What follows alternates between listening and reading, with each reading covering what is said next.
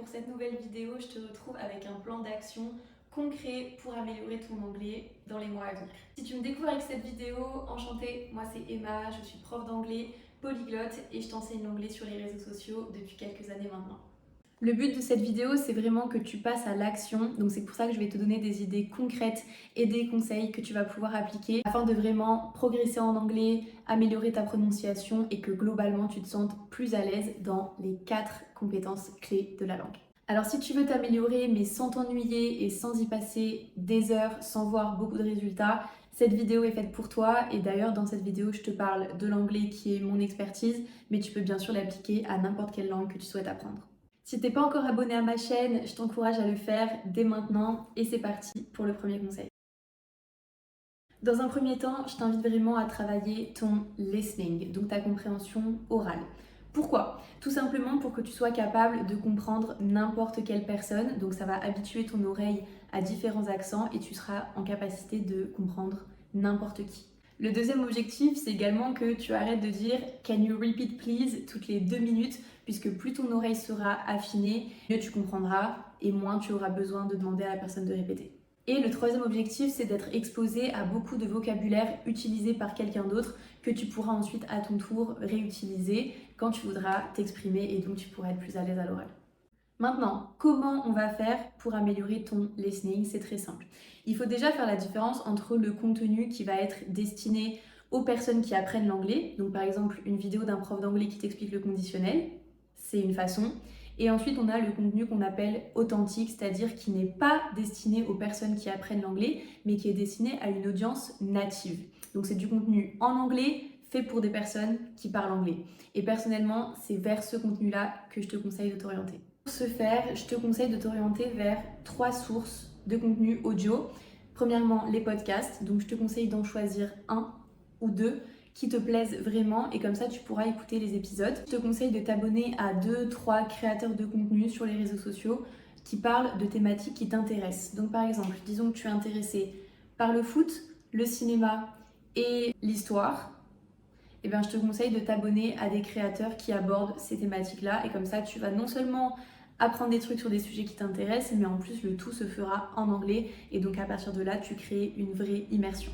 Et évidemment, ça c'est même plus à dire, mais il faut absolument que tu regardes tes séries, tes films et même des documentaires, pourquoi pas, en anglais, en version originale.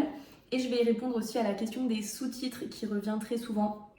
Alors là, en fait, ça va dépendre de ton niveau. Si tu es totalement débutant, je te conseille pas de mettre directement des sous-titres en anglais puisque tu vas rien comprendre et ça va faire l'effet inverse. Tu vas être plus démotivé qu'autre chose et c'est pas le but. À partir du niveau intermédiaire, je pense que tu es en capacité de mettre les sous-titres en anglais. Encore une fois, à adapter en fonction du contenu. S'il y a du vocabulaire très complexe lié au sujet, par exemple, si tu regardes Oppenheimer, tu peux laisser les sous-titres en français, c'est pas grave parce que le film en lui-même est assez complexe. Par contre, si c'est assez simple, je te conseille de vraiment laisser les sous-titres en anglais puisque je promets que tu es capable. Et aussi, je voulais te donner une petite astuce, c'est pas parce que ça y est, tu es passé aux sous-titres en anglais que tu ne peux plus revenir en arrière et que c'est une régression. Faut pas du tout le voir comme tel. Tu peux tout à fait regarder ton contenu en anglais, sous-titré en anglais, et si jamais il y a une phrase que tu comprends pas ou un mot essentiel à la compréhension que tu ne comprends pas, tu peux tout à fait mettre la traduction en français et ensuite tu repasses aux sous-titres en anglais et comme ça, tu as vraiment allié les deux et tu es sûr d'avoir compris. D'ailleurs, j'ai créé une liste de recommandations de contenu en anglais mélangeant films, séries et vidéos YouTube, donc si tu la veux, je t'invite à commenter liste en dessous de cette vidéo.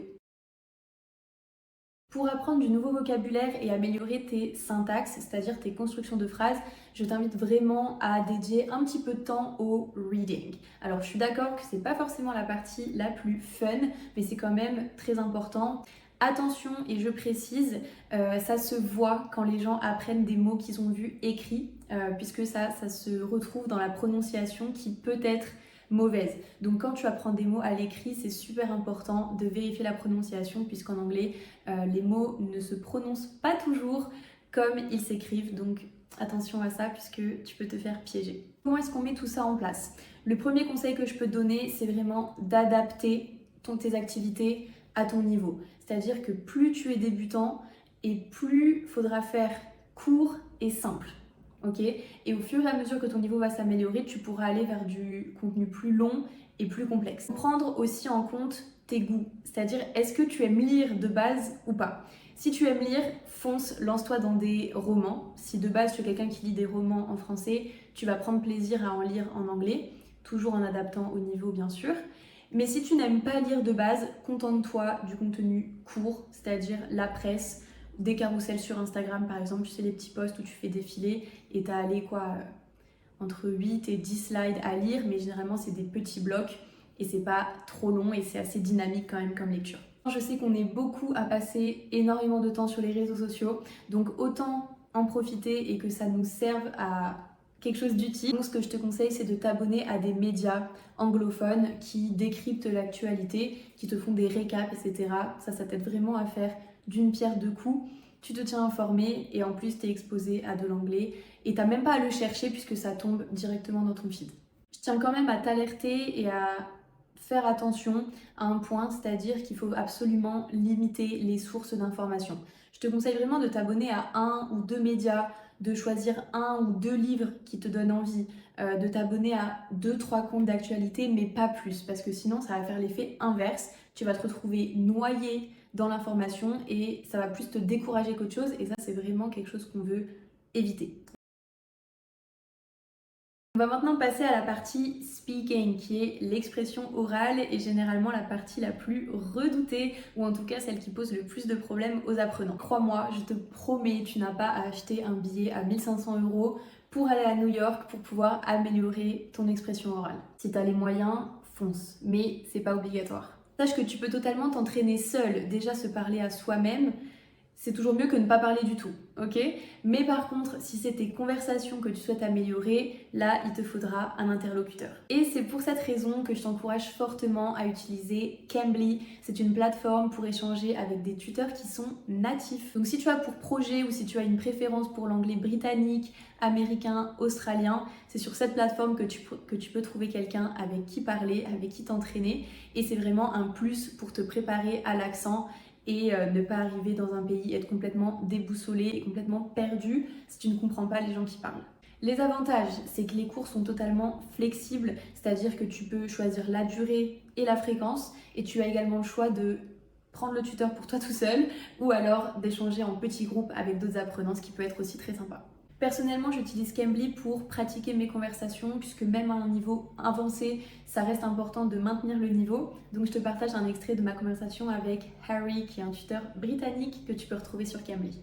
If you've picked up on some Spanish. Absolutely. Yeah. Yes.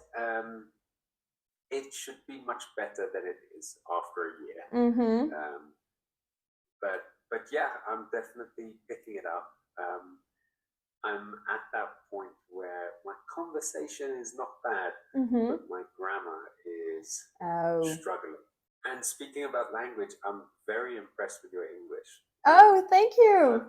Il y a plus de 10 millions d'utilisateurs qui font confiance à Cambly pour les accompagner dans leurs projets professionnels, pour mieux communiquer à l'étranger, et toi aussi, tu peux en profiter. Par le lien qui se trouve dans la description de cette vidéo, tu peux bénéficier de 55% de réduction sur les abonnements annuels. Donc juste imagine ton niveau d'anglais d'ici un an si tu commences à pratiquer régulièrement dès aujourd'hui.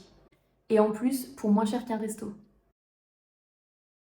Et enfin, la dernière compétence à ne pas négliger non plus, c'est le writing, donc ta capacité à écrire de l'anglais. Et ici, l'objectif, ça va être de venir activer le vocabulaire, c'est-à-dire que tout ce que tu vas intégrer, parce que tu l'auras entendu dans un film ou dans une série, on va essayer de venir le ressortir, de venir le mobiliser. Et en plus, l'avantage du writing, c'est que tu pratiques de manière safe, entre guillemets, dans le sens où tu as le temps de réfléchir, t'as pas besoin de répondre du tac au tac, comme dans une conversation, et tu peux même te corriger, revenir en arrière et prendre le temps. Donc ça, c'est pas mal.